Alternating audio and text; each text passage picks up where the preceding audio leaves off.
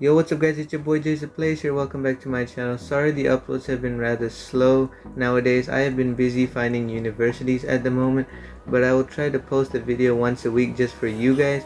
Anyways, today we are going to be doing a review video on eFootball 2024, and without further ado, let's go! The user interface of this game, in my opinion, is clean. As you can see, we have your home screen with all the main things you're going to be focused on. We have missions if you want to check your event missions, which expire while your career objectives don't expire. There is the shop to buy eFootball coins, eFootball points, and packs. Finally, extras for settings, training, and stuff like that. So overall, a very organized and colorful user interface. One downside that I have experienced is sometimes you could easily forget where something is, because as you can see from this footage, and especially if you click game plan, there is just too much information for one to process and keep in the brain for long periods of time without forgetting where something is. Like, look at all this: base team settings, auto pick players, in-match roles, manager details. I know it's a football game, it's supposed to have a bunch of nonsense and like tactics and stuff, but in my opinion it's just too much. If you were to take a long break from this game, there is no way you won't feel overwhelmed. Or maybe I'm just dumb, I don't know. But anyways, let's move on to the game modes that you can play. So for the game modes, we have the daily game, where all you have to do is simply score a penalty and you will advance a few spaces, and your objective is to basically reach the goal space and you get a reward for it. Your first reward for completing this is actually a free Neymar, and you get to take a penalty daily.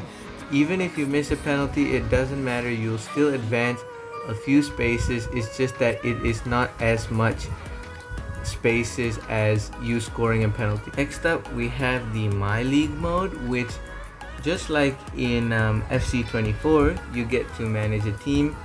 One sad thing is that you can only loan in players. You can't do transfers.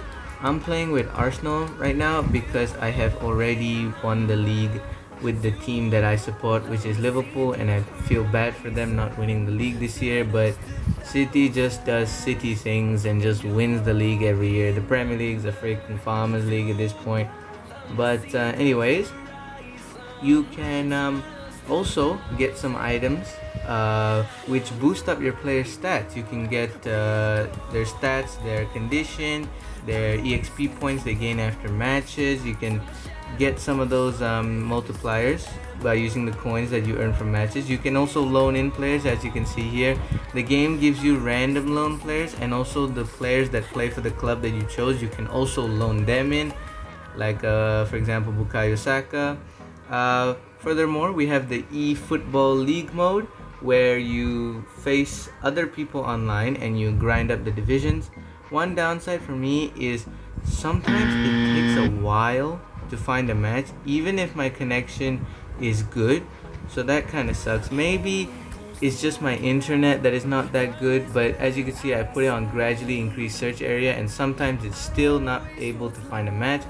Next, we have versus AI, which is pretty self-explanatory. You play against computers in these different events. As you can see, there are a bunch of events which will definitely keep you busy in this game. And if you are really lazy to play this game, you don't want to even touch your phone, you can just have your team be controlled by a computer by selecting AI control. You can also change the difficulty. I am on top player right now because I will get destroyed on legend mode. And yeah, next up we have is event PvP, which is all you do is you play against other people around the world online with specific rules. Like as you can see, there are a bunch of events here which have the event conditions apply mark on it, which means, for example, right now I have to choose a random team and try to beat other people with the selected team that I chose. Next up we have is a trial match, which is literally you picking a team and facing a computer. I don't know why that's there, but it's just there. Finally, we have a quick match where you just play a match with someone online. There's no drawbacks, no benefits, that's it. And friend match is you just play with your friends. In conclusion, I wish there was a bit more game modes, like more interesting ones, because all you do really as game modes is face other players and computers. Some variety would be nice. That is like the first major complaint that I have. But let's move on to player and manager signing. Player and manager signings you access by going to contract and picking any of the options you see. For now, let's go to managers list. Now, managers list is where you can see all the managers available to you and how much GP they will cost. And each manager will specialize in a specific playstyle. As you can see, this is Jurgen Klopp, believe it or not, and he specializes in quick counter. That is why the number is higher than the rest of the playstyles. Also, each manager has their own coaching ability, which affects your players when you use the manager. As you can see, Jurgen Klopp will give me an increased experience points for all 5-star players. If you are looking for a specific manager, you can just use the filter button and just search any manager you want. You can go to Europe, you can pick the specific league, what team does the manager manage, you can do all of that. Makes it very easy for you to find the specific manager that you desire, and you can even sort by coaching affinity, which is pretty cool. Now for the players signings, you'll have to go to the standard player list, and as you can see there, these are all the players available to you, how much GP they'll cost. Just like the manager signings, you can filter to find the specific player you want. So say I want to find Erling Haaland, I just need to filter his position, which is center forward, and the club that he plays for, which is Manchester City. There it is. Click done, and then boom, there's Erling Haaland. So it is a super duper easy way to find specific players or managers.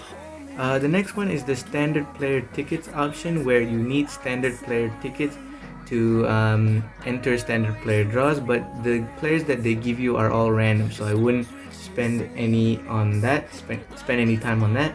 Moreover, we have the special player list. Now this is where you'll be spending your eFootball coins. You can choose any one of these and pray to God that you get what you want, because it's all random. You never know what you're gonna get. You know, they gotta get that money somehow, you know. Konami gotta get that money somehow. So when you use your eFootball coins, I'm doing one for free right now. There we go. Jesus Christ, I can't talk today. So yeah, I'll play this really good animation. So let's see, can I get Beckenbauer? Oh no.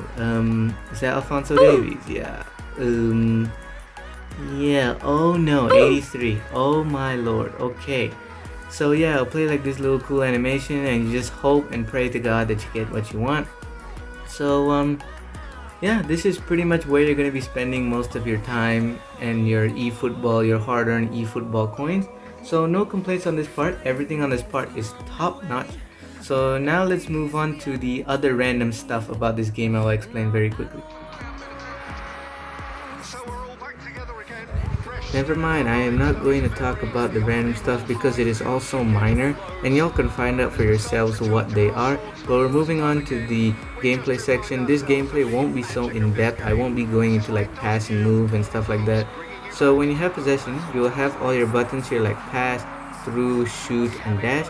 But then when you lose possession, your buttons will change to matchup, tackle, switch, and dash and pressure. Pretty standard for a football game. I'm pretty sure every football game has this sort of way of switching from attack to defense. Now the difference between matchup and dash and pressure is matchup allows for more disciplined defending and higher chance of blocking the ball, and dash and pressure allows your player to run faster while pressuring. And in typical football fashion, you can also do skill moves. Now the way you do skill moves is if you tap or hold the dash button, then immediately flick your joystick in the designated direction, you will then do a skill move. Hold on, let me try to find a better example. Okay, right here, that's a skill move. One way to tell that your player is going to do a skill move is that when the circle underneath your player gets darker, that means okay, they're about to do a skill move in the direction that I flicked my joystick. The problem is I feel that the method of tapping or holding the dash button and flicking the joystick immediately is too precise. Like sometimes I tap and hold and then flick, and nothing happens, and it can sometimes lose you games when that happens, because obviously football is a very fast-paced game. When you lose the ball even from your striker, it could lead you to losing games. Obviously, as you can see here, from this absolutely beautiful goal I scored, the skill move came off perfectly. As you can see, Odegaard did a what do you call that, a Marseille turn, and then just finessed it into the top corner. Another skill move that you can perform is actually the fake shot. Now the fake shot is performed when you click the shoot button and then immediately flick your joystick in the designated direction. This skill move, in my opinion, is much more easier to pull off, because all you have to do is tap the shoot button and then flick. So the thing that you mostly need to be worried about is the flick, because sometimes the joystick just stops moving at times, and it can get pretty annoying. But yeah, a much more easier skill move. I wouldn't say in all situations it's good, but in some situations, in tight spaces, it is very good. There are also different types of passes that you can do. Obviously, in a football game, you can do the lob pass or lob through pass. Basically, all you have to do is flick your pass or through ball pass button upwards, and then boom, you do a lob pass or lob through pass, even though that one was terrible. So yeah, there are also two other passes, two other pass or through pass that you can do, which is the stunning pass and stunning through ball pass, where there's not much difference. It's just that the only difference between the stunning pass and the stunning through ball pass is that the stunning pass will well, first of all, the power meter underneath your player's feet will be purple instead of like green, orange, and red. And this indicate the stunning pass will basically have better accuracy and will be much more quicker. Basically, it will get into the box with a much higher rate of speed. But the extra accuracy on the stunning pass is really nice, because it allows you to get those dangerous ball into the 6-yard box for your strikers to head it away into the goal. And also, this is especially good when your players have the ability pinpoint crossing. I'm about to show you guys an example of a stunning pass. Boom, that's a stunning pass, and oof, almost scored there, almost, but almost doesn't count. But yeah, that was a stunning pass. The accuracy is definitely there once you start using both normal passing and stunning passing. That you'll definitely notice the accuracy increase. Although it didn't go at a high rate of speed, you'll definitely see it once you start using it regularly. That is a stunning through ball pass. Obviously, you can do a lob stunning through ball pass or a normal through ball pass. All you have to do is flick left or right on the through ball pass button, on the through ball button, and then it will alternate from lob stunning through ball passes and normal stunning through ball passes. So yeah, there's also one more stunning aspect of this game, I guess you could say. This is a stunning lob through ball pass, by the way. As you can see, the accuracy on all these passes are going to be increased whenever you use a stunning pass or a stunning through ball pass. The accuracy is definitely going to be increased. So I suggest just spamming the stunning through ball pass, because the accuracy is so good. Why wouldn't you want to use it, especially if you have a player with the ability pinpoint crossing? There's also something called the stunning shot, where basically it's just a fancy name for the power shot. And basically, as the name implies, power shot, it allows your player to do a power shot that is hard for the goalkeeper to handle. But the good thing about this stunning shot is no matter what happens, the goalkeeper cannot handle the ball when he tries to make a save. He will not be able to catch the ball when he's trying to make a save. It's impossible. No matter how many times you do it, it's impossible for the goalkeeper to quote unquote handle it. I guess if he tries to make a save, he cannot handle it. So I guess this is good if you want to test the keeper, and also if you want to get a free corner out of it, and that corner could lead to a goal. Who knows? I just like to use the stunning shot just because I like to score the bangers, like boom. Oh my god, that was so close. But yeah, I just like to use the stunning shot just so I can score those like 40-yard bangers like Steven Gerrard used to do, Roberto Carlos, all them legends. who play the beautiful game. I just like to use the stunning shots mostly so that I can post it on my Insta story like, oh my god, look at this insane goal that I scored. That is probably the main reason. If not, I'll never use it. So yeah, hopefully I explained everything well enough for you guys to not be confused. But one major complaint I have is the slide tackling. It is so broken and not in a good way. There is a 1 in a million chance that you will do a slide tackle clean and not one slide tackle that will get you sent off.